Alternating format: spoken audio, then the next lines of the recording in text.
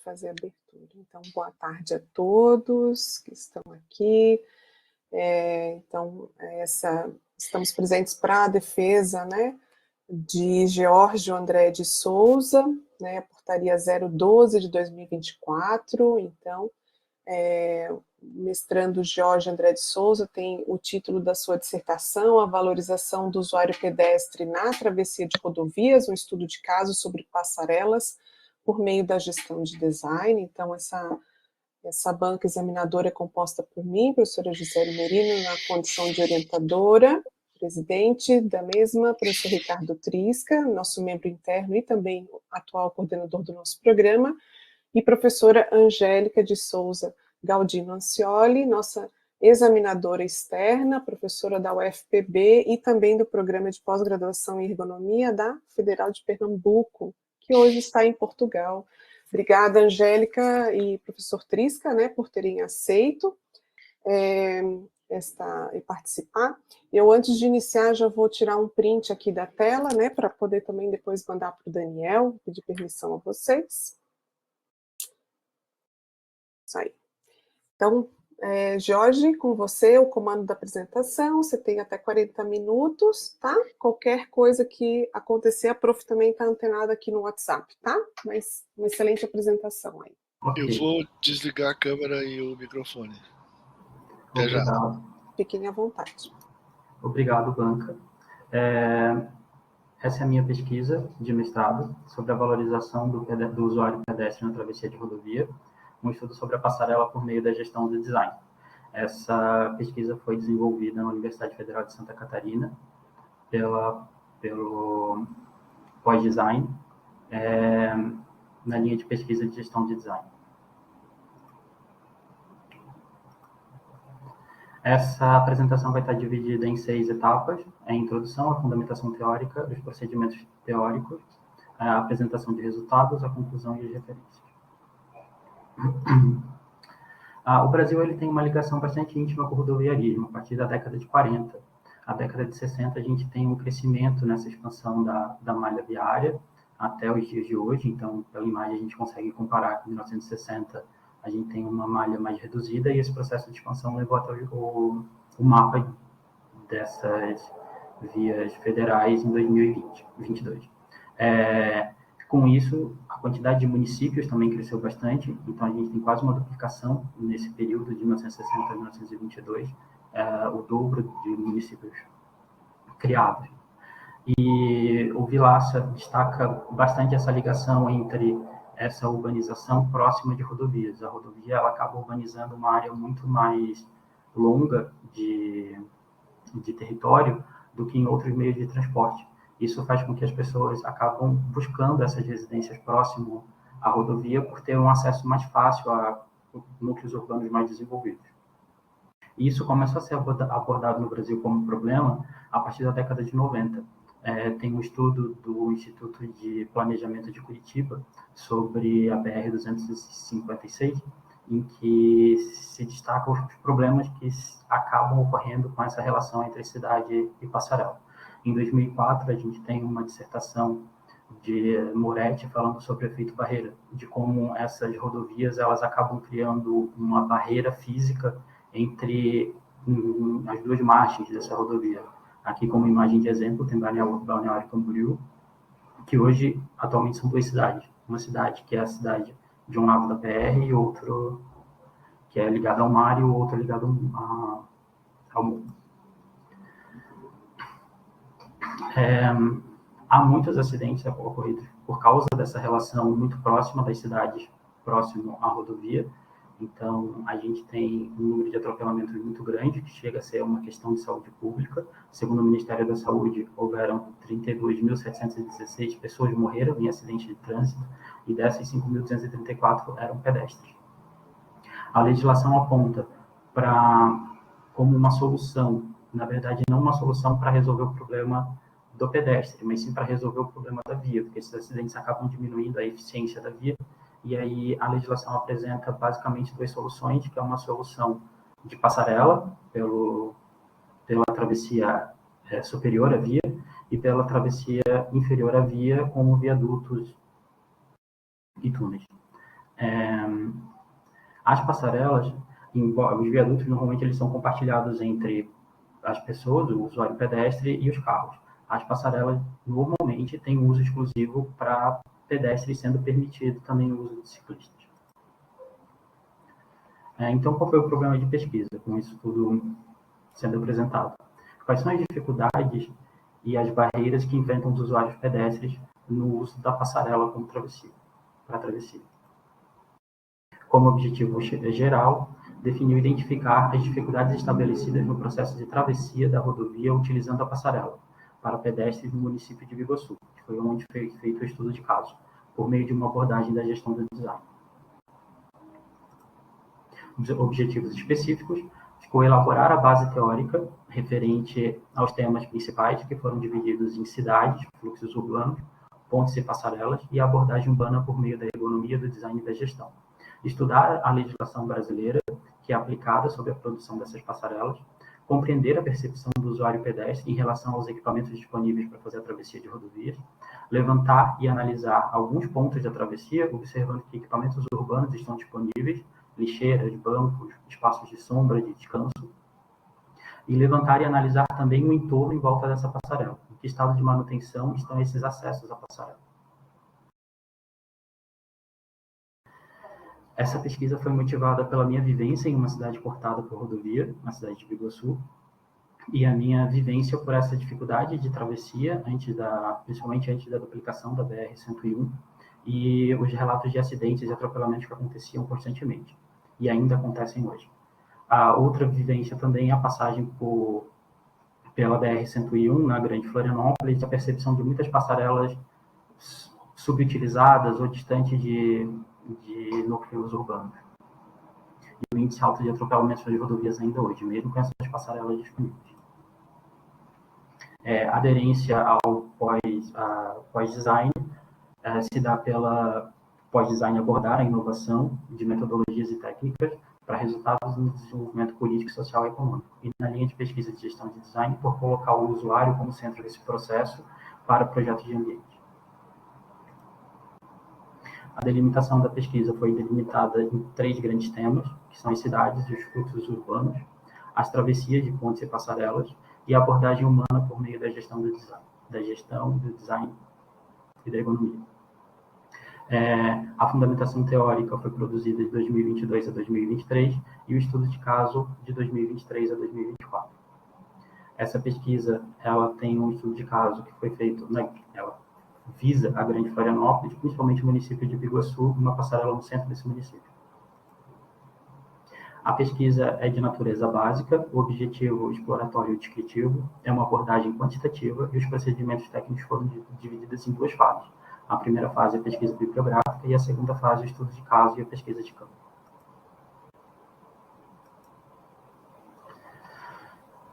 Quando a gente pensa em cidade brasileira, a gente vê uma aplicação de um pensamento progressista, que é basicamente ordenado em 3 grandes pontos, que é a ordenação desse espaço determinado aonde é área cívica, onde é área comercial, onde é área industrial, um higienismo com afastamentos para ter ventilação, para ter iluminação, muito restrito, esses espaços acabam tendo uma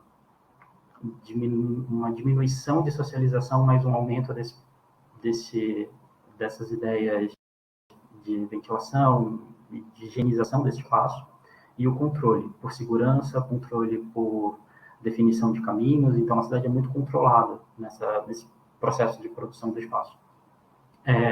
As pontes e passarelas são elementos de ligação social, física e também social. A gente vê em alguns casos, como apresentados da cidade de Jiaxi, na China, como uma ponte que também é uma escola. Algumas cidades europeias têm pontes que também são comércio, e a gente acaba vendo no Brasil essa relação com passarelas normalmente apenas um ponto de ligação, sem um pensamento do que tem em volta desses espaços que estão sendo ligados, sem contextualização. Aqui na imagem um contraste entre nessa produção de espaço. A legislação que é aplicada sobre a criação das passarelas, ela tem um primeiro manual na década de 80, que foi atualizado em 1996, que é o Manual de Projetos de Arte Especiais, que cita o usuário pedestre 16 vezes. Ele está com uma preocupação bastante alta em relação à estética desse elemento e ao custo, então não tem muito um enfoque sobre o usuário pedestre. Em 1999, esse Manual de Projeto de Obras de Arte Especiais é absorvido por uma legislação maior, que são as diretrizes básicas para a elaboração de projetos rodoviários, então ela acaba ficando incluída dentro dessa diretriz básica, e aí ela tem a mesma estrutura que a estrutura do Manual de Projeto de Obras Específicas, mas ela abrange também a rodovia, os acessos. Então, ela é dividida em 3 partes, como os elementos do projeto, o anteprojeto e a execução dessa obra. Essa diretriz básica de elaboração, ela sofre atualização em 2006 e 2010, e ela acaba não funcionando sozinha, então a de 2010 acaba referenciando a de 2006, a de 1999 também a de 1996, elas funcionam como um conjunto de normas, e a travessia, as recomendações para travessias urbanas, que tem um enfoque muito maior na relação do usuário pedestre dentro desse percurso, que é uma legislação de 2010. Em 2020, foi apresentado os projetos de tipo de passarelas como uma resolução final do problema de passarela, que elas são estruturas prontas, metálicas, que não é discutido o contexto, e sem previsão de qualquer outro estudo, apenas a implantação delas. Também cita o usuário pedestre apenas 15 vezes. E são algumas imagens dessas propostas de passarela. Para estudar o espaço, foram estudados abordagens que tratavam o usuário pedestre dentro da cidade, então os estudos de caminhabilidade, que são focados mais no deslocamento desse pedestre, de como ele tem acesso à cidade, os estudos de ergonomia de ambiente construído, que aí vai fazer uma análise sobre os espaços de descanso e aplicação da ergonomia dentro do espaço urbano, a avaliação de pós-ocupação, que tem uma visão mais no usuário, então o que o usuário acha daquele espaço, como ele está usando aquele espaço, e a Ergociudad, que é um estudo de 2016 na cidade do Chile, que faz uma abordagem mais ampla sobre os espaços urbanos. Procedimentos metodológicos. Então, a fundamentação teórica foi dividida em 3 grandes grupos: a cidade e os fluxos, que foi feita pesquisa bibliográfica e documental; os pontos, as pontes e passarelas, que também foi feita uma pesquisa bibliográfica e documental. E esse tópico está dividido em esse tópico está dividido em 2 outros tópicos, que são a história das passarelas e a legislação, e a abordagem humana por meio da ergonomia e do design, que estão divididos em 2 outros tópicos, que é a ergonomia no espaço urbano e o design e a gestão. A segunda fase do estudo de caso foram divididos em 3 etapas: mapear, levantar e analisar e indicar.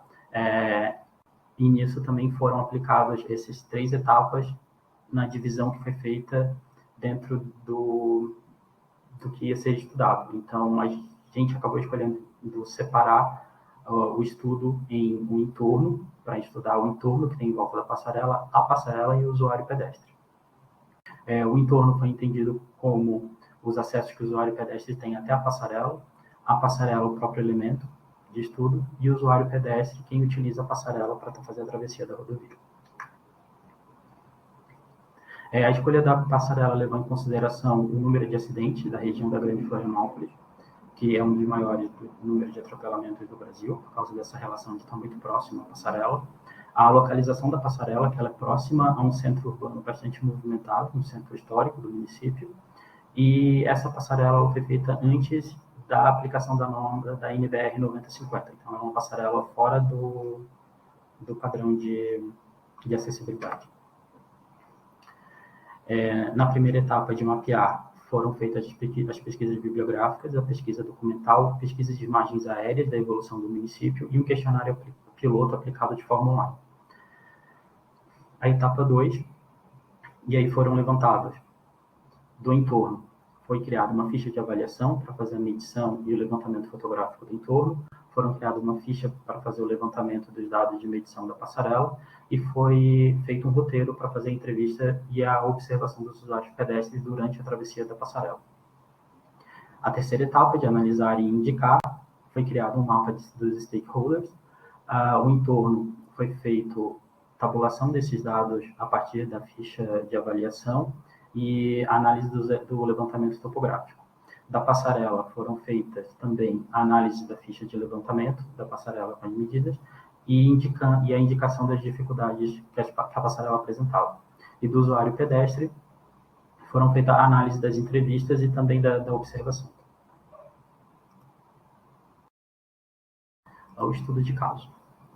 Então, começando a descrever o mapeamento pelo entorno, o município de Biguaçu é um município bastante antigo da Grande Florianópolis. Em 1957, ele já conta com um núcleo urbano, com vias, e a BR ela corta essas vias já no seu desenho inicial. Em 1957, a BR ainda não estava em funcionamento. Na primeira imagem, ali em vermelho, está a BR. As ruas já existentes do município são em verde, que são essas cortadas pela BR. Em 1978, a gente já tem o funcionamento da BR-101, e aí a gente tem essa criação dessas ruas amarelas que elas estão ligadas diretamente com a BR. Como o Vilaça já tinha falado, esse acesso mais fácil para outros núcleos urbanos mais desenvolvidos, por exemplo, Florianópolis, que é uma cidade bastante perto. Então, essa ligação ela fica direta com a BR e não mais direta com a cidade. Depois disso, a gente tem a duplicação, em 1996, da BR-101. Com essa duplicação, vem o aumento do adensamento urbano em volta da BR e desse município. E a dependência da rodovia acaba aumentando. Então, para fazer deslocamentos locais, é necessário utilizar a BR, tanto para fazer a travessia, quanto também para fazer acessos a bairros que estão do mesmo lado da BR, mas estão distantes, acaba utilizando a BR como meio de deslocamento.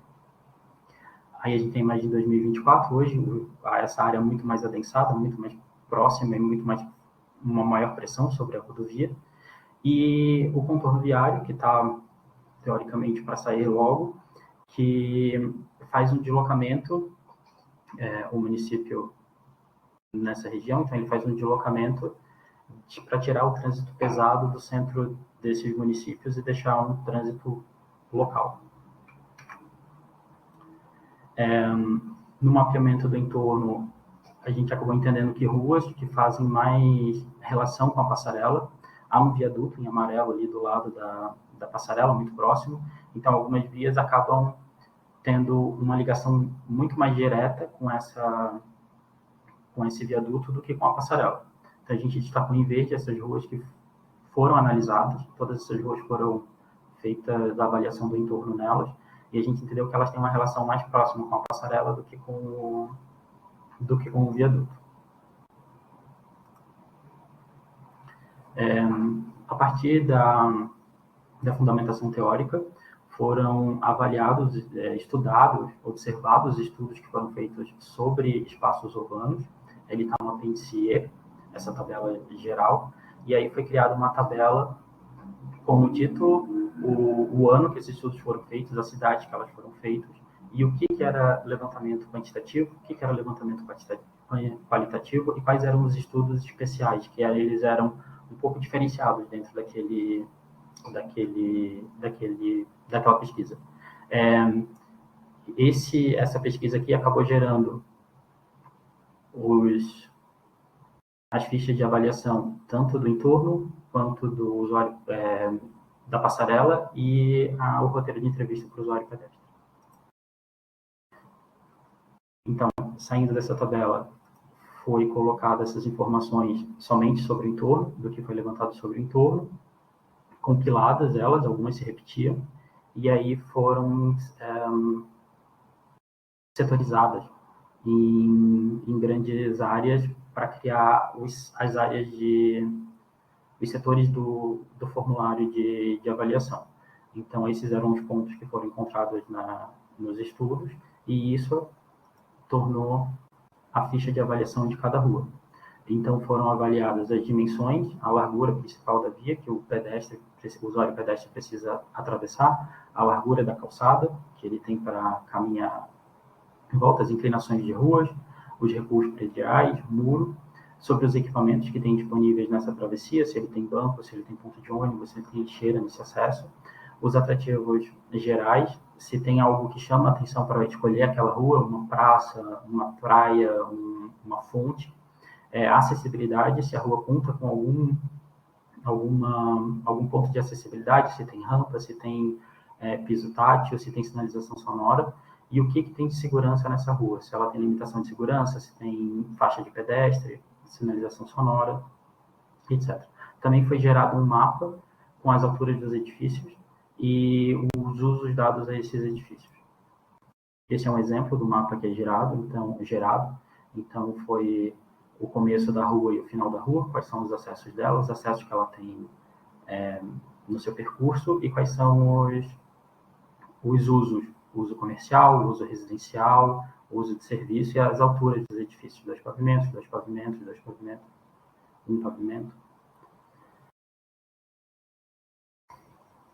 Então, essa análise, a gente pode identificar quais eram os pontos de comércio desse espaço. Então, foi possível, já no primeiro momento, perceber que há uma concentração maior de serviços e comércio em uma das margens da BR, a margem leste, que é a que tem o centro histórico do município. Também foi possível observar a concentração, onde fica a concentração desse comércio de menor porte ou maior porte, que fica próximo à praça. Isso foi feito com todas as ruas. Então, aqui é um exemplo da rua Barão do Rio Branco, então, onde ela está localizada. Ela faz a ligação da BR até a Praça Nereu Ramos. Ela tem 8,28 metros de cruzamento, tem a calçada maior com 1,80 m e a calçada menor com 83 centímetros e com obstáculos. Aqui estão o número de pavimentos, das edificações e os usos, e foi mapeado que nessa rua havia um ponto de ônibus, a área de lazer tinha apenas acesso à praça, tinha uma lixeira, não tinham bancos disponíveis nessa rua, não tinha banheiro disponível nessa rua, os atrativos naturais nenhum na rua, apenas o acesso à praça. A rampa de acesso, ela tem rampa de acesso para acessibilidade, a largura de 83 centímetros com obstáculos, e o piso tátil é descontínuo. Tem um tipo de piso tátil que vai utilizar o muro como guia, e logo na frente tem um outro tipo de piso tátil, confundindo quem pode usar. E não a sinalização sonora para a travessia.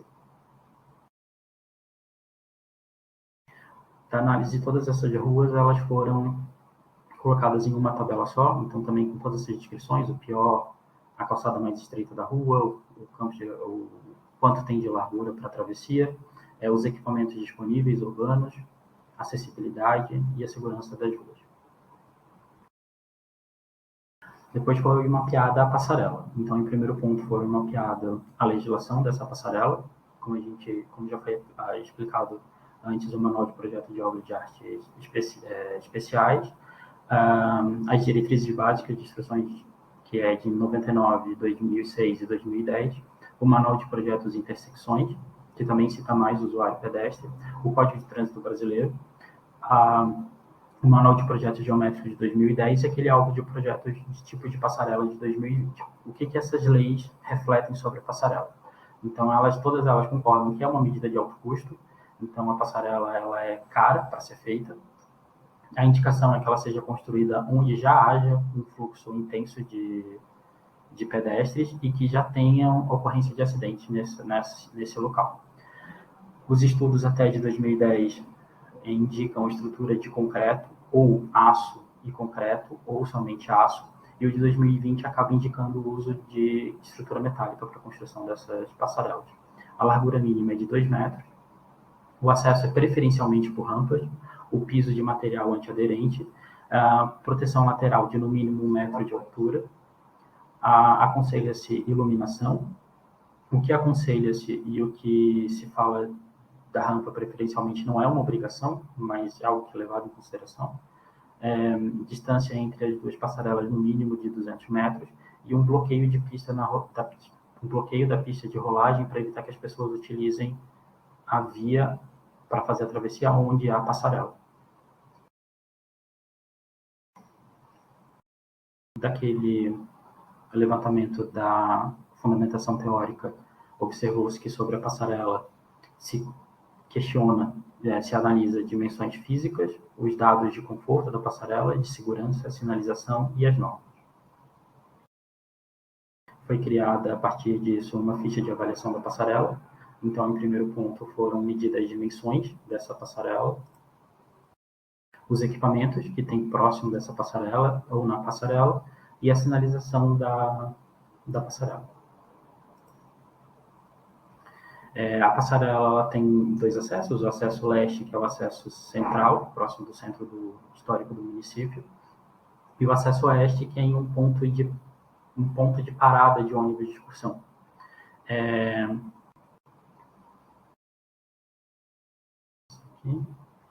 O usuário pedestre ele percorre na passarela um percurso de 124 metros, 64 metros desse percurso são em rampas, com inclinação acentuada, porque ele não segue a NBR 9050. Se ele fizesse esse mesmo percurso utilizando a via para fazer a travessia e não a passarela, ele andaria 86 metros. Então, a passarela faz um alongamento no percurso dele de 44%. Contudo, se essa passarela estivesse obedecendo a norma 9050, esse percurso aumentaria para 162 metros, o que daria 88% maior o caminho que ele ia percorrer do que o caminho pelo solo. A passarela é de uma estrutura de concreto pré-fabricado com guarda-corpo metálico, e o piso é um concreto áspero. A altura da maior rampa da passarela tem 4,3 metros de altura. As larguras elas variam de 2,4, onde há encontro, onde há troca de direção do percurso, e 1,80 nos caminhos mais de percurso permanente.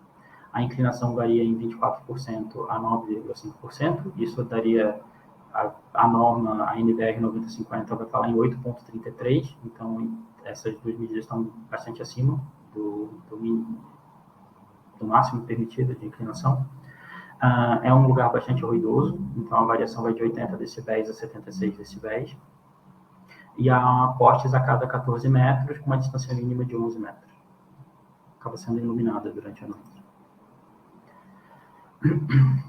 Então, alguns pontos da passarela. Ela tem um uso intenso por ela se localizar próximo do centro do município, então há bastante circulação nela. Contudo, essa circulação acaba ocorrendo dentro do horário comercial, por se tratar mais do comércio e do uso dos serviços que tem próximo da passarela.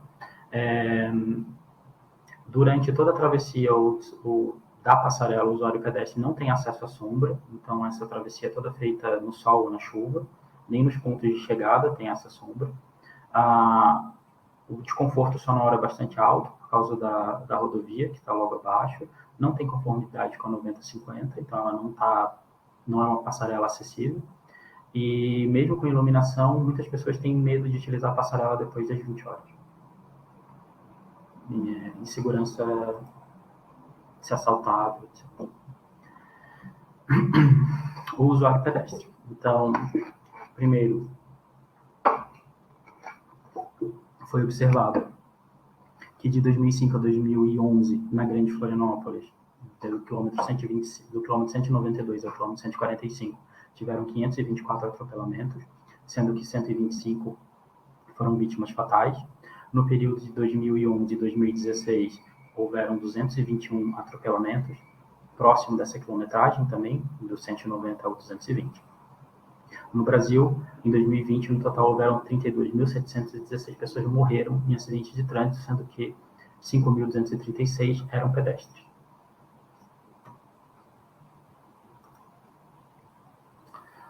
Foi feito um mapa dos stakeholders, identificando que o usuário pedestre é o principal interessado na passarela, seguido dos motoristas e da comunidade em volta, também das construtoras responsáveis pela passarela e do comércio local, que acaba trazendo mais gente para esse comércio, e o governo federal acaba sendo quem tem maior poder sobre a decisão em cima dessas passarelas, mas o que tem menos interesse direto. A legislação ela tem uma visão de quem é esse usuário pedestre, só que essa visão é baseada em estudos muito antigos. Então, esse é um estudo feito na França em 73, que fala que o usuário tem que escolher sempre o caminho mais curto, geralmente não segue rigorosamente a legislação de trânsito. Um outro estudo, esses estudos eles estão apresentados dentro da legislação brasileira quando ela fala de pedestre, tá? Dentro da inserção em espaços urbanos e a outra de 2010. Aqui tem uma tabela relacionando o comportamento do pedestre em relação à sua idade. É um estudo dos Estados Unidos de 1977. Foi feito um mapeamento desse usuário pedestre antes de começar a pesquisa. Ele foi feito de forma online, um questionário que foi aplicado e foi respondido por 45 pessoas. Das pessoas que responderam a esse questionário online, 28%, 29% mais ou menos, tinham idades entre 33 e 40 anos. Elas utilizavam raramente a passarela. Quando utilizavam algum equipamento para fazer a travessia, era a passarela. Utilizavam por motivo de segurança e não utilizavam, quando não utilizavam a passarela, era por dificuldade de acesso. Aquele levantamento feito com os estudos que foram utilizados como base para fazer as avaliações, resultou para o usuário pedestre esses dados, então, os dados pessoais, sobre gênero, idade, se tem alguma deficiência, os dados de uso da passarela e a percepção que esse usuário tem em relação à passarela. Com os dados obtidos nessa bibliografia, foi criado um roteiro para a entrevista e foram divididos em dados de conforto. Então, foram os dados tirados na hora da entrevista. Essa entrevista foi feita com o usuário na passagem da passarela. Então, foi tirado os dados de conforto, se estava chovendo, sol, temperatura que estava, umidade, horário do dia, a observação de como esse usuário estava, se ele estava caminhando, correndo, o que ele estava utilizando, estava carregando alguma coisa. Depois foi perguntado para ele os dados pessoais, os dados de uso e a percepção que ele tem sobre a passarela. Foi observado os principais caminhos que os usuários pedestres utilizam para chegar até a passarela. Então, no lado leste, há uma concentração maior em uma rua específica que leva até a passarela. E no lado oeste, há uma dispersão maior nessa chegada na passarela. A passarela acaba sendo o ponto de encontro aqui para fazer essa travessia. Então, as pessoas acabam vindo de lugares diferentes. A entrevista foi feita num total de 7 horas com esses usuários pedestres, em horários diferentes do dia, em dias úteis, para pegar uma amostra mais variada. Dos dados de observação, foi percebido que a maioria está carregando alguma coisa, cerca de 60%. A maioria está caminhando, 61% passa na passarela caminhando, e 38,9% desses usuários estão utilizando algum chapéu, óculos escuros, guarda-chuva, algum elemento para se proteger do sol. 47,3% dos usuários pedestres que estavam utilizando a passarela tinham mais de 45 anos, então eram usuários mais maduros. O usuário pedestre entrevistados fazem uso frequente da passarela, 41,7% utilizam a passarela mais de uma vez por dia, 63,9% usam a passarela por motivo de segurança, seguido de 16,7% para economizar tempo, que falam que a travessia é mais rápida pela passarela. A maioria das pessoas que utilizam a passarela são de bairros próximos ao centro, em seguida de pessoas que moram próximo à passarela. Os dados da percepção do usuário pedestre sobre a passarela, eles acham, a maioria acha o espaço agradável, acham que não permite uma função além de caminhar, além de passar caminhando. 77,8% acham a passarela adequada, a largura da passarela adequada. A travessia acham pouco cansativa, 44,4%. 41,7% não acham nem cansativa, nem pouco cansativa. 94,4% acham fácil fazer essa passagem pela passarela e 88,9% acham lá perto dos lugares que vão acessar. 83,3% acham mais rápido cruzar pela passarela do que pela rodovia. 69% se sentem mais seguros de fazer essa travessia pela passarela. A interação com outros usuários, ela não acontece, então 61% acha que não tem como fazer essa interação e 97,2% acreditam que não precisam de ajuda para fazer essa travessia. Foi feito uma pergunta aberta para os usuários pedestres sobre alguma coisa que eles acham uma qualidade que eles queriam destacar. Então, a maioria destacou segurança como um ponto positivo da passarela, seguido de tempo, de ser perto dos lugares onde acessa e de ser um elemento útil. De algo negativo sobre a passarela, a maioria respondeu que não encontrava nada negativo sobre a passarela, que foi seguido sobre a inclinação, de achar a inclinação bastante alta, achar o espaço não seguro, achar ela bastante alta e achar ela feia.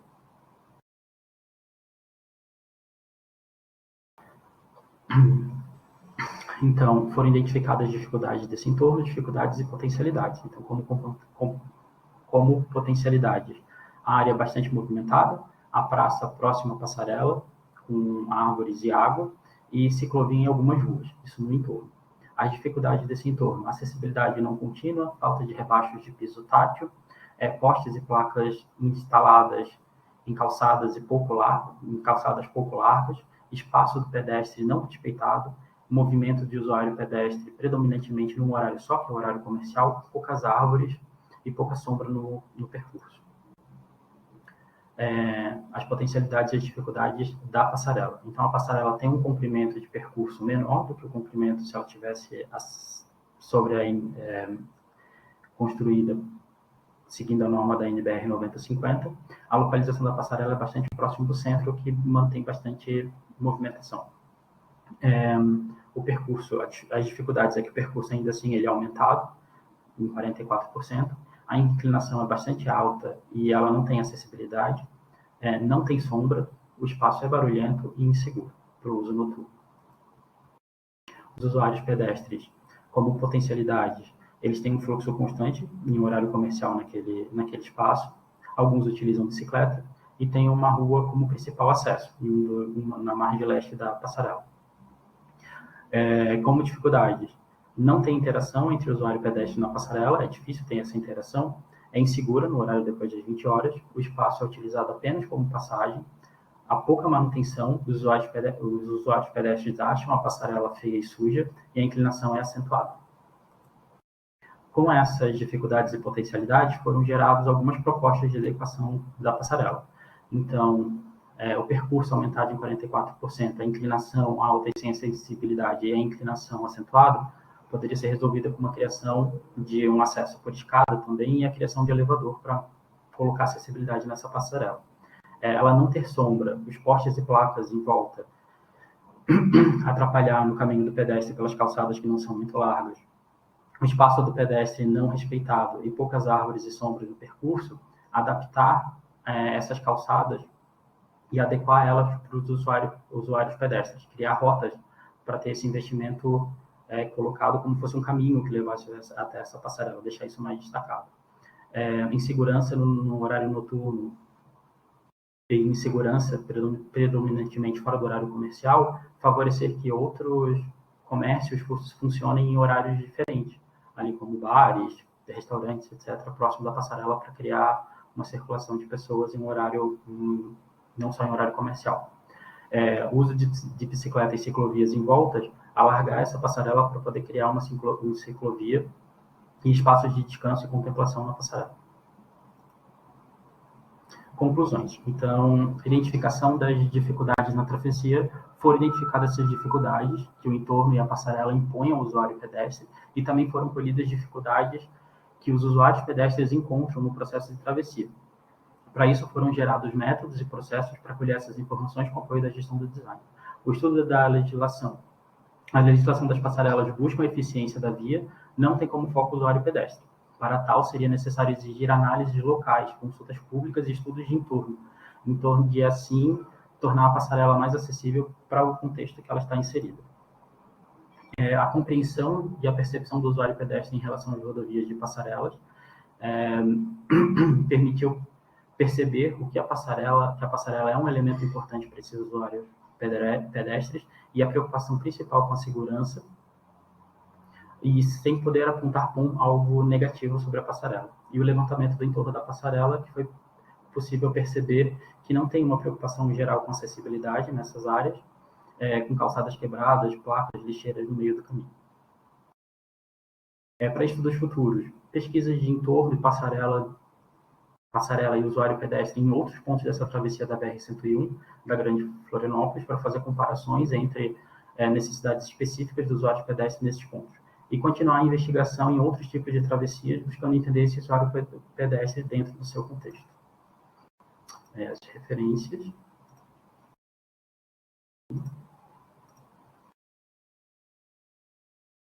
E obrigado.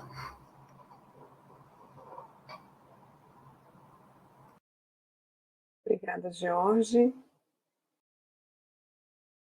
Deixa eu tomar aqui a apresentação.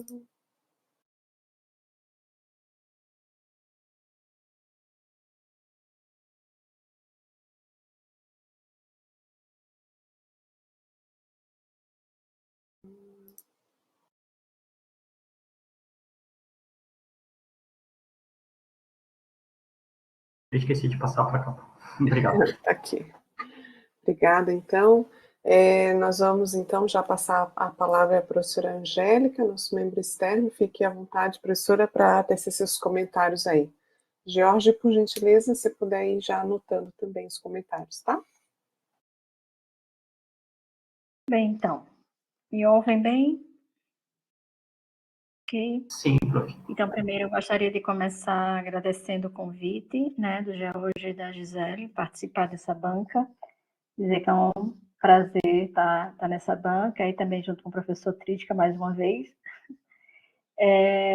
E iniciar também a minha fala ressaltando a questão do seu tema, Jorge, parabéns pelo seu tema, pela sua apresentação, pelo seu trabalho, e também falar o que a gente estava falando um pouquinho antes mesmo de começar a questão do olhar, né? Dessa questão das passarelas, que a gente não para muitas vezes para perceber, para pensar, e aí quando eu vi o teu tema, eu fiquei pensando, ok, vamos lá, o que é que vai ser aí o design junto com a valorização da travessia das rodovias?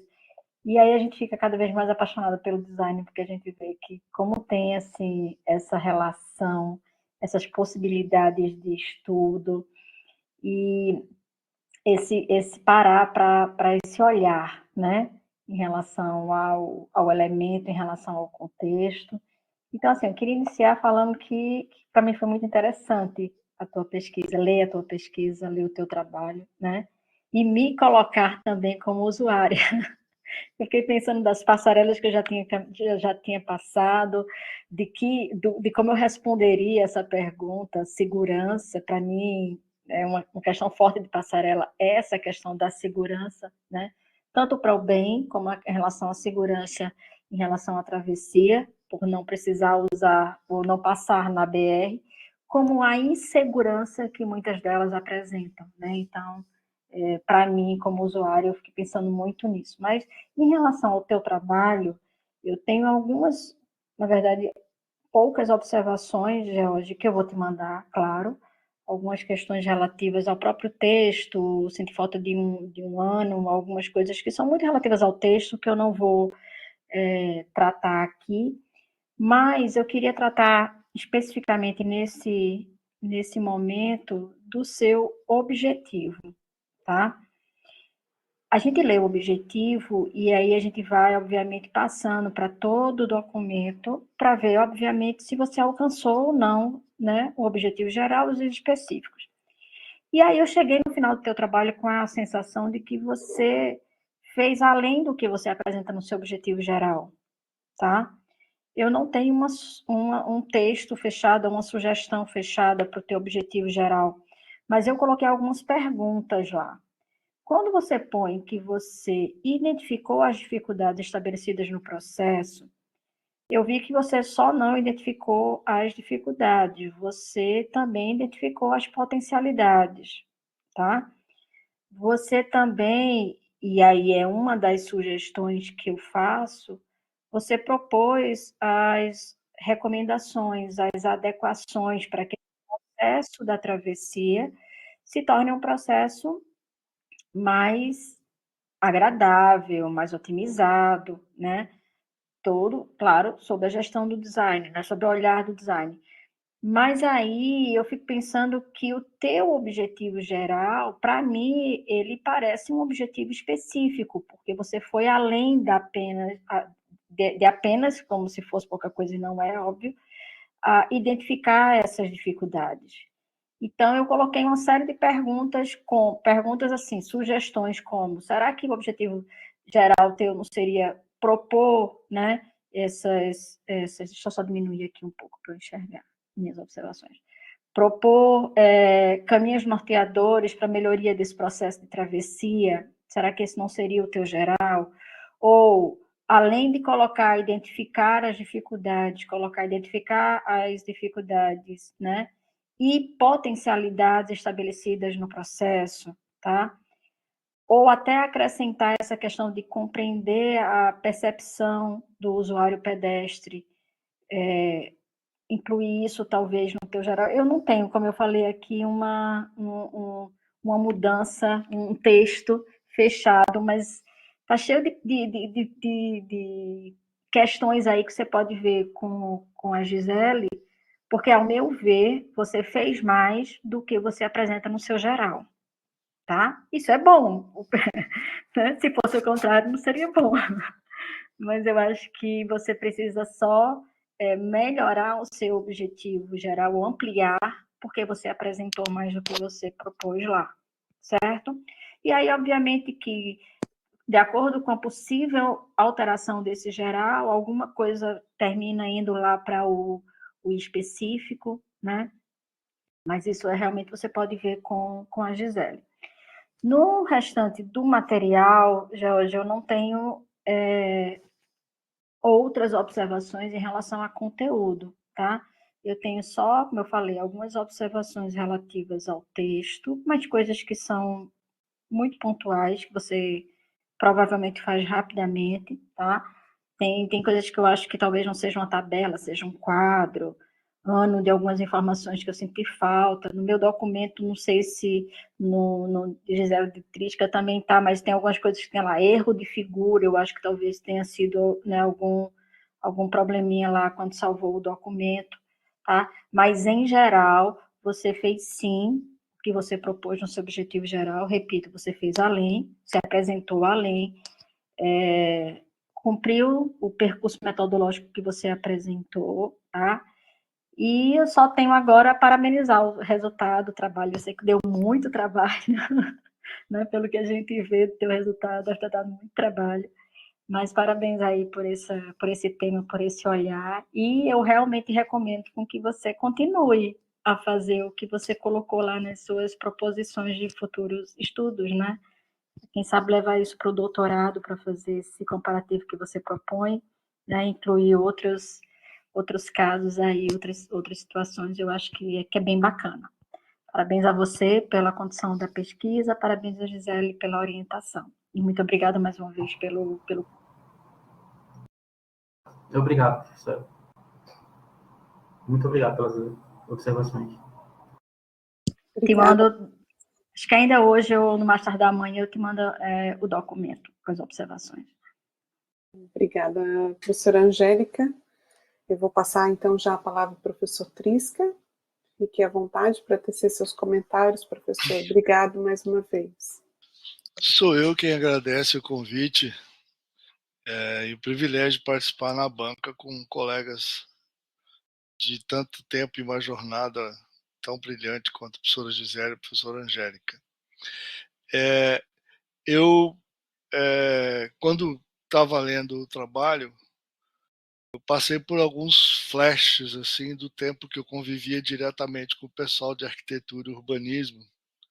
E aí fui buscar, claro, a formação do Jorge, vi que ele é arquiteto e urbanista, e eu passei a entender um monte de coisa e também a ficar curioso, né?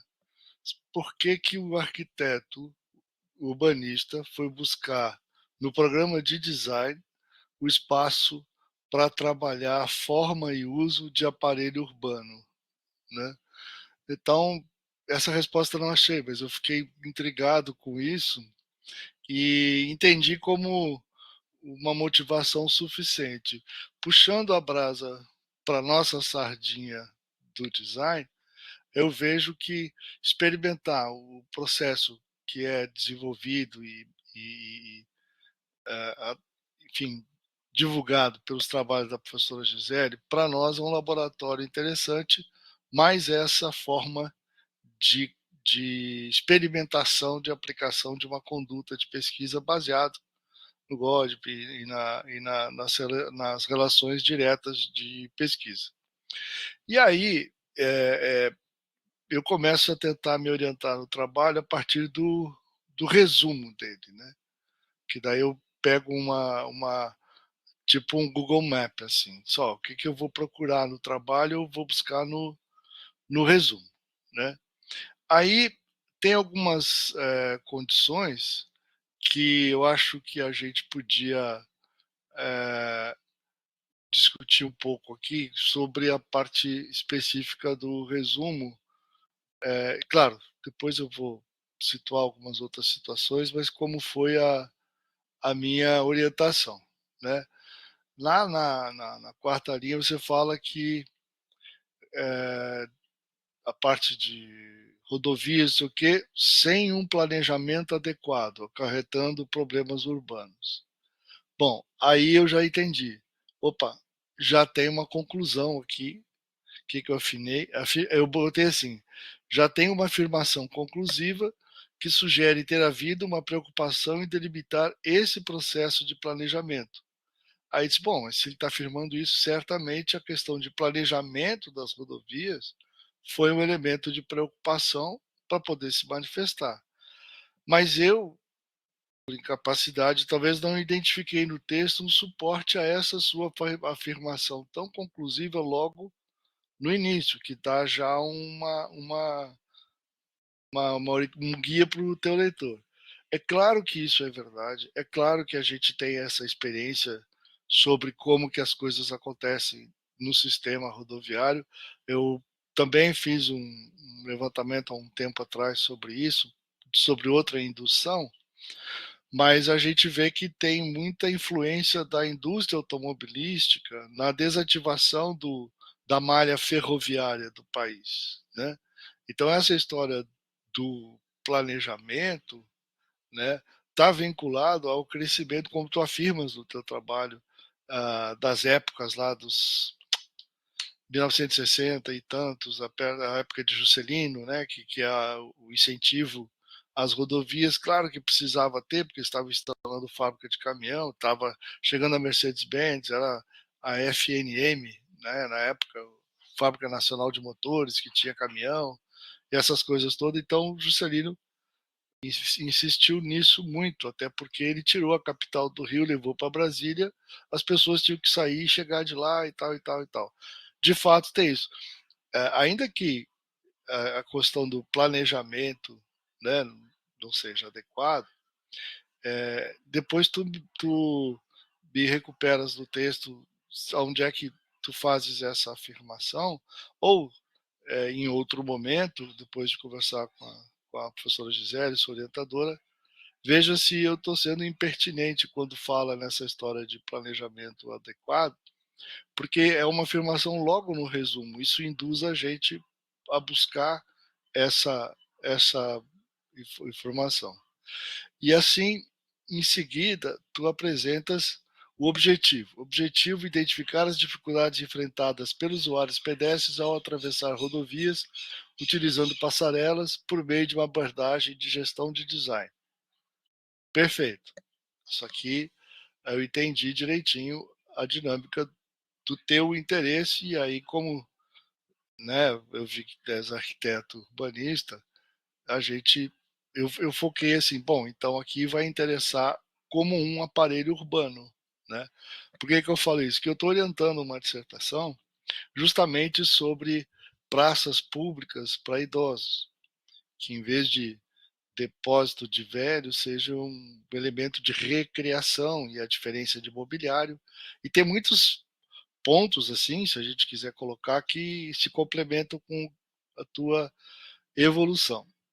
Aí, quando tu descreves os resultados no resumo, né, fala sobre a intensa utilização da passarela e tal, a falta de preocupação com o usuário pedestre. E eu achei super interessante, eu grifei isso como sendo do resultado, porque depois eu fui comparar com os teus quadros lá de como é que chama? Ai, meu Deus do céu, eu tô caduco De demais. É muito remédio. potencialidades e É. potencialidades e problemas. Isso, quando tu foi alinhar os resultados em quadros lá sistêmicos, né, onde tu apresentaste, tu compilaste a tua avaliação, né? Eu tô realmente tomando alguns remédios, às vezes eu passo uma vergonha que vocês não fazem ideia, desculpa. Mas enfim, quando a gente vê ali nos trabalhos, eu fiz uma colinha.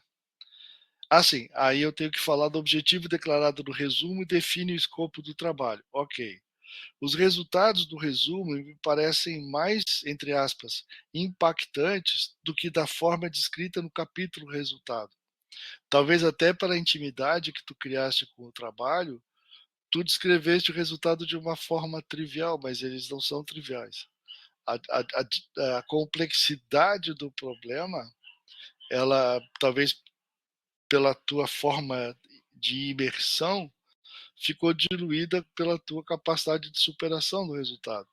Mas ali capitalizar como consequência da tua investigação, da tua organização, é aquela descrição de resultado que aparece ali no resumo, é um parágrafozinho que tu colocou lá. Parágrafozinho, eu não estou diminuindo o texto, só estou dizendo que ele não é extenso. Onde tu fala, os resultados revelam desafios de segurança, acessibilidade e tal, tal. Ali tu condensa e dá um impacto para os resultados. E quando a gente vai ver o resultado, ao final lá, tu terminas o texto sem de fato usufruir desse teu esforço todo e dessas questões pontuais em relação ao objetivo. Entre aspas, parece que quando a gente vê o problema, a gente naturaliza o problema, né? Mas é uma questão delicada, né? A gente tem diversos relatos, é claro que quando tu delimitaste o ambiente de pesquisa, a passarela de Biguaçu, tu escolheste uma forma de se relacionar com esse problema. Mas, em geral, quando está descrito no teu trabalho, são as passarelas de travessia de rodovias de alta circulação, né? Então, a particularização para Biguaçu, que tu apresenta como sendo a delimitação da pesquisa, na verdade, é a declaração do ambiente da pesquisa, porque a delimitação da tua pesquisa era maior do que a passarela de Biguaçu. Ela é esse estudo sobre as relações de uma via de alto tráfego com a condição urbana, que a via foi engolida pelo crescimento urbano, e as pessoas insistem. Então, a delimitação tem um problema.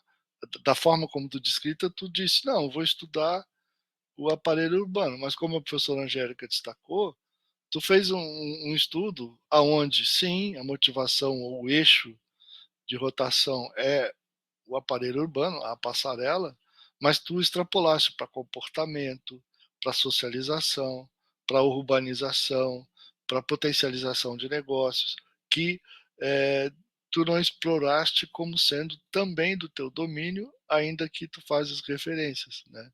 Então, assim, a dimensão do teu trabalho, ela é própria, claro, importa como está vendo, mas não é delimitado a O que eu quero dizer é que ela não se limita àquela uma passarela.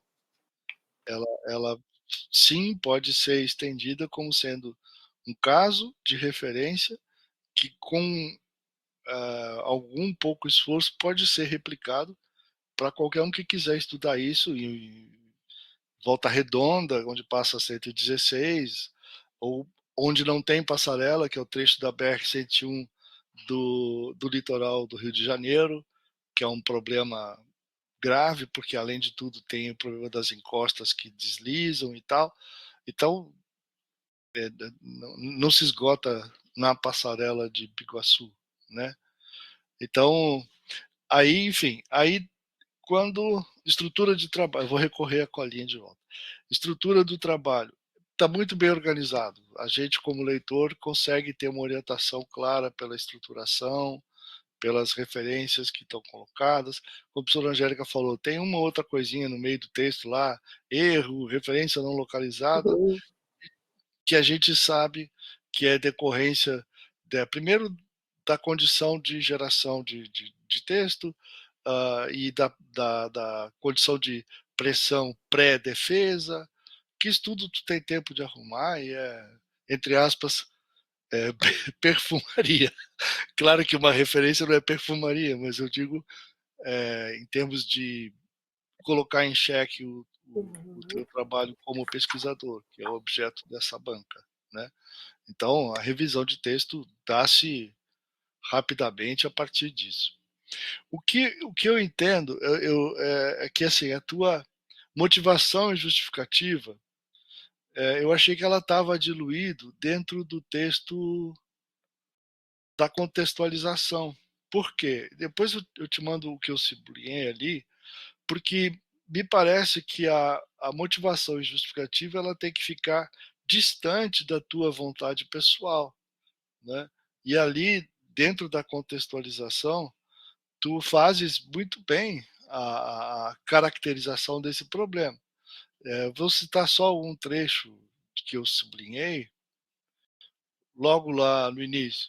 O país, no século XIX, investia em estradas de ferro e elas escoavam, não sei o que. Depois tu fala, 1944, é aprovado pelo Plano Rodoviário Nacional, destacando a preferência ao transporte rodoviário em relação ao ferroviário. Então, quer dizer, tu tem uma série de elementos do teu próprio texto que não é só porque a tua experiência pessoal, tua vivência pessoal, porque tu passava pela passarela, então é suficiente motivo para desenvolver uma dissertação de mestrado. Não, ela é sim uma condição suficiente para motivar a organização de um projeto de pesquisa e esse projeto se sustentar a partir de outros indicadores, como, por exemplo, tu mesmo aponta na contextualização, que o problema gerado pela introdução das rodovias dentro de cidades e a urbanização em torno das vias causaram um problema de saúde pública. Então, esse destaque que tu fazes na contextualização e tal, me parece bastante forte para justificar empreender um processo de pesquisa no âmbito de um projeto de design, no programa de design, com esse viés que tu apresentas, que é de prospecção, de potencialidade de avaliação do desempenho, tanto do aparelho urbano, quanto do identificar o que não foi previsto, né? Aí tu fala sobre a solução mais recorrente, é pegar esses trechinhos assim, jogar para a justificativa, porque da forma quando tu apresentas assim 2 parágrafos, a justificativa é basicamente as vivências do autor na região de Biguaçu. Mas de fato é um primeiro, é uma centelha da grande fogueira que tu inauguraste aí, né? Então, não que a tua vivência não seja importante, claro que é, para identificar o problema, e é mérito teu isso. Agora, também a justificativa é mérito teu qualificar essa tua percepção individual, que tu fizeste do longo da contextualização. É recortar uma ou outra coisinha, colocar aqui, só para tornar uma distância da tua, entre aspas, vontade mas sim de um problema formalizado no âmbito do programa de pós-graduação. Nesse limite, que é a minha contribuição, né? Sim, delimitação de pesquisa, eu já falei, será que é ambiente de pesquisa? Não sei, porque o teu escopo de pesquisa é mais do que isso, né? Me atrevendo um pouco, dá para falar sobre tua situação ser esses processos de travessias ao longo de rodovias de alta velocidade, particularizando ao caso de Biguaçu para ter uma amostra de movimentação e tal. Não que teu trabalho se limite a isso. Até as tuas próprias sugestões, né, de trabalhos fazem essa referência. Deixa eu ir lá na página 17. Acho que é isso que eu falei agora. Tá. No final da página 17, aí é só uma pergunta. Talvez é só uma coisa de chato mesmo. Sendo assim, essa pesquisa se justifica pela necessidade de qualificar as travessias de usuários pedestres em rodovias de alta velocidade. Beleza. Mas será que da forma como escrito não está concorrendo com o objetivo que tu apontaste lá no resumo? Porque aí entra o que a professora Angélica falou, a questão do limite, né? Tu fizeste de fato essa condição que extrapolou aquela unidade, mas talvez é no finalzinho da página 17, que é dentro da motivação e justificativa, aonde complementa aquilo que eu falei antes dos trechos que tu puseste na contextualização ali, né? Então, só uma pergunta mesmo. Ao longo do texto, toda a forma como tu apresentaste a evolução do estudo de momento, a evolução cronológica até, a comparação da evolução antes e depois, portanto, a evolução, a demarcação dos tipos de negócio, tudo isso dá um cenário que como leitor, né, nos auxilia a entender todo esse problema, e por isso que eu faço referência a essa condição da justificativa despersonalizar. No final, já acompanhando o pronunciamento da professora Angélica, também não há retoque, a parte de estabelecimento de marco histórico, né, que são a referência teórica, não há nenhum tipo de comentário a ser feito, a não ser destacar a delicadeza como foi apresentado o processo de pesquisa ao problema, como que tu te apropriou disso, a forma como tu declaraste as tuas entrevistas e tudo mais. E ao final dos resultados, como eu te disse que eu achei que foste tímido, né? Meu Deus, tocou um trem aqui que eu não queria. Da forma como está, eu pergunto aqui, seu trabalho pode ser usado para projetar um novo modelo de passarela? Porque tu fizer...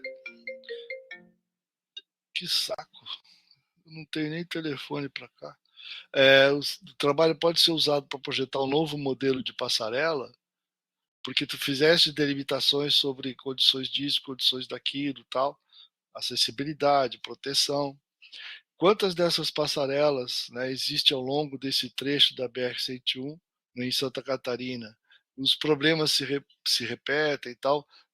Pela forma que elas foram replicadas, eu me atrevo a dizer que sim, que a gente passando pela 101, a gente vê todas com o mesmo problema, da rampa feita para ajustar a forma de colocar. Parece que eles escolheram o lugar da passarela onde ela cabia, não onde necessariamente ela seria útil, né, pela sua estrutura e tal, porque o projeto já existia, sei lá o quê. E daqui, na verdade, aqui é quase uma provocação para te chamar a esse tipo de pronunciamento. A manutenção do aparelho urbano, por alguns momentos tu falaste lá, a questão do governo federal tem mais definição sobre o que fazer e deixar de fazer. Mas em algum momento existe um protocolo sobre a parte de segurança, que é da via pública, do setor local, essas coisas assim, que essas responsabilidades seriam legais estar descritas para... E tu já tem isso no texto, só puxar dali, daqui, botar aqui. E tem uma situação sobre as aparas laterais das passarelas, né, as telas, aquelas coisas, não só guarda-corpo, que elas estavam sendo demandadas por conta de suicídios, né? Pessoas que se lançam das passarelas, essas coisas todas. E uma vez eu estava vindo pela Freeway, lá de Porto Alegre para cá e tal, tinha acontecido um caso de os caras terem amarrado uma pedra na ponta de uma corda na altura do para-brisa do carro. Então os caras esperavam o carro, lançavam a pedra, ela fazia um movimento de pêndulo e pum, batiam no para-brisa do carro, o cara parava e era assaltado, né? Então essas aparas que não tem, aí sim a parte de proteção pública, saúde pública, tudo isso pode ser explorado pela própria forma, né?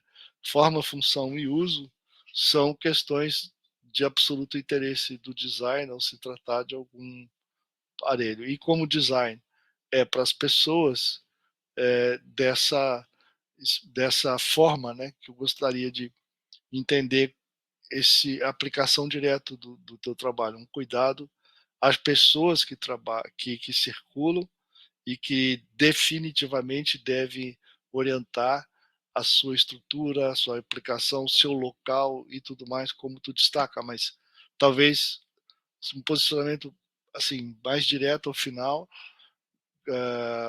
porque tu és muito generoso, tu fala no último parágrafo, por exemplo, passarelas para pedestres podem permitir um espaço urbano diferente e tal, muito sutil, né? Mas tu tem um elemento aqui para chegar a fazer a afirmação. Olha, é importante que se preserve as pessoas. E nesse contexto, isso aqui. Claro que é uma condição de percepção minha como leitor, né?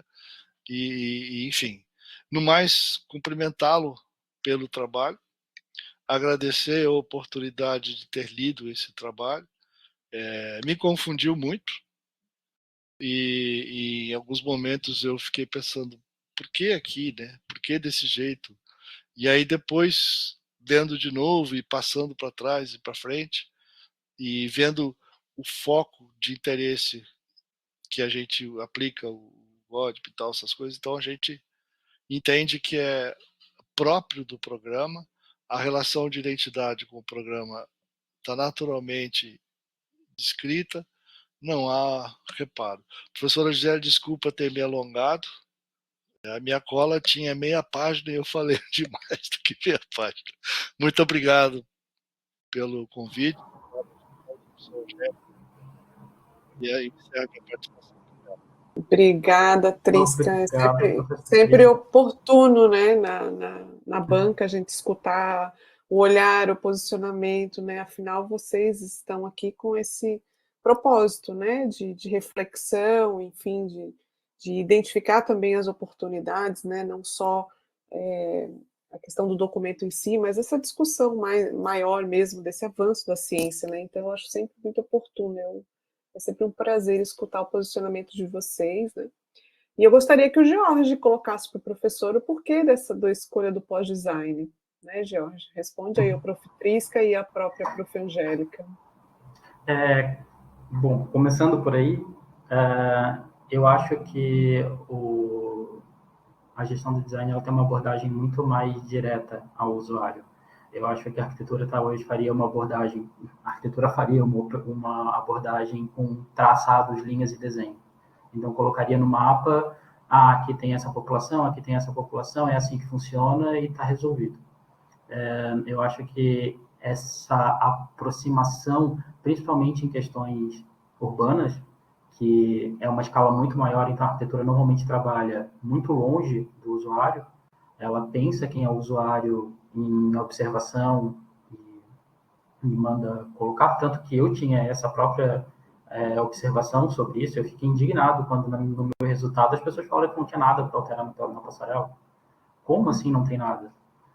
Isso, claro, isso apareceu em outros momentos, apareceu quando eles falavam que achavam muito inclinada, mas como uma qualidade negativa, isso não aparecia. E na minha visão de arquiteto é que isso é um problema que todo mundo tem que reclamar. Então, eu acho que a gestão fez essa aproximação, o design faz essa aproximação maior com o usuário e um estudo muito mais aprofundado de ergonomia.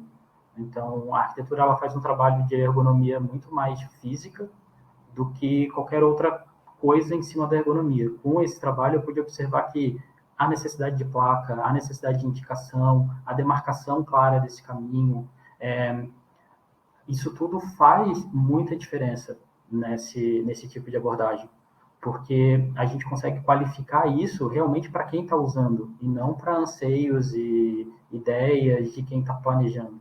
Acho que a própria legislação demonstra muito esse uso do corpo técnico, vamos dizer assim, de engenheiro e arquiteto, definindo como essa passarela deve ser. Mas a vivência dessa passarela, ela é representada pelas pessoas que estão utilizando. Por isso, até essa entrevista em quem está usando a passarela no momento. Porque ali ela não tem, não vou dizer como fugir, mas ela já está explicitando o que ela está vivendo naquele momento.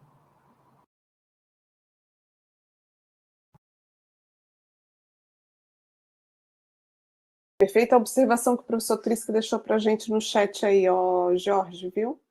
Acho bem importante essa afirmação, isso ajuda a corroborar ainda mais a aderência, né, ao programa. E foi muito interessante, porque eu acho que os primeiros 6 meses do Jorge aqui, a cabeça dele era realmente a arquitetura, né? Eu disse, Jorge, você está no design, não está na arquitetura. Não, prof, eu sei, mas a cabeça, lógico, vinha da arquitetura normal, né? E acho fantástico, na verdade, a gente poder cursar, né? Assim como eu fiz um doutorado na engenharia, né? Então, essa troca é muito importante, muito salutar, né? Mas o que fica aqui do trabalho do Jorge realmente é essa visão maior, macro, né? Sobre as pessoas que circulam, né? Ali, sobre todos os riscos, né, sobre os sentimentos de atravessar, né, questões de segurança, questões de bem-estar, né. Durante o processo eu falava para ele que eu sinto um pouco de mal-estar ao atravessar uma passarela, né. Não tenho problemas de altura, mas eu me sinto desconfortável, né. Então, quanto que uma passarela precisaria, né, quando a gente discutia a questão do que a norma traz ali de 2 metros, né, um mínimo, quer dizer, a maioria é construída por 2 metros, mas a gente tem uma segurança maior quando ela é um pouco maior, mais larga, né? Então, uma série de elementos ainda que daria muita coisa para fazer, né, Jorge? Mas, enfim, a gente tem um tempo aqui no mestrado.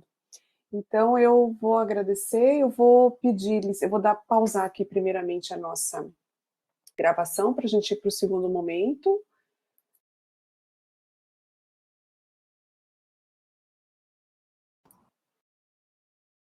Aqui, estamos então, vou fazer a leitura da ata 008 de 2024, de defesa pública de dissertação de mestrado. Então, às 14 horas do dia, hoje, 6 de maio, 6 de maio de 2024, com a realização da defesa com a participação de membros por meio de um sistema de interação áudio e vídeo em tempo real, de acordo com a Resolução Normativa 154/2021, reuniu-se a banca examinadora, composta por mim, professora Gisele Merino, na qualidade de orientadora, professor Ricardo Trisca, examinador interno, e Angélica Acioli, examinadora externa, para avaliar em sessão pública a dissertação de mestrado do aluno Jorge André de Souza, com o título A Valorização do Usuário Pedestre na Travessia de Rodovias, um estudo sobre passarelas por meio da gestão de design.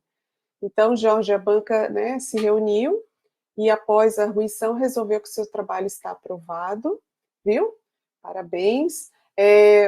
As sugestões aí que os membros da banca vão estar enviando, né, ponderados por mim, ok? E você tem um prazo de 30 dias para a entrega da versão final.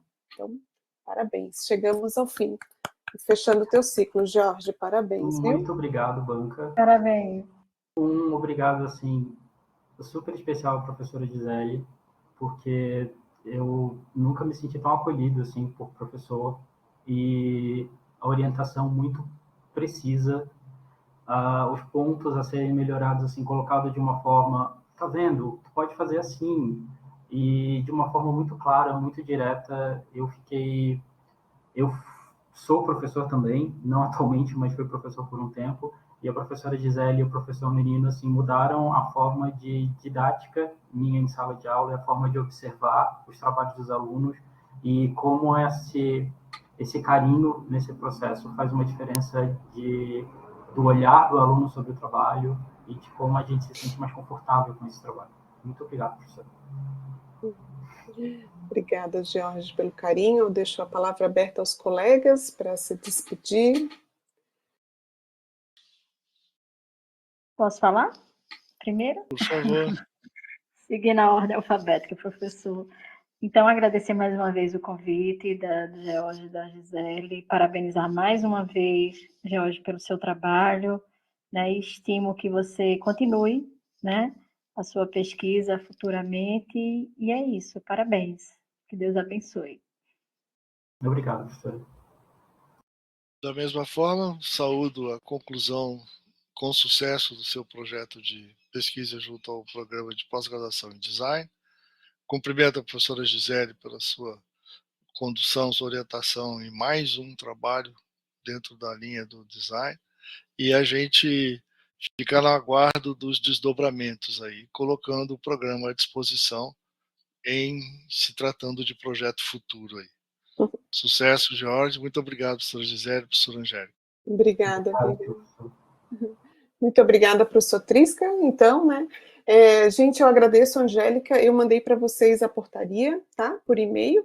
Professor Trisca, eu já vou assinar e fazer aqui a documentação, já mando o link para você, se puder. Tranquilo, tranquilo. Bem, né?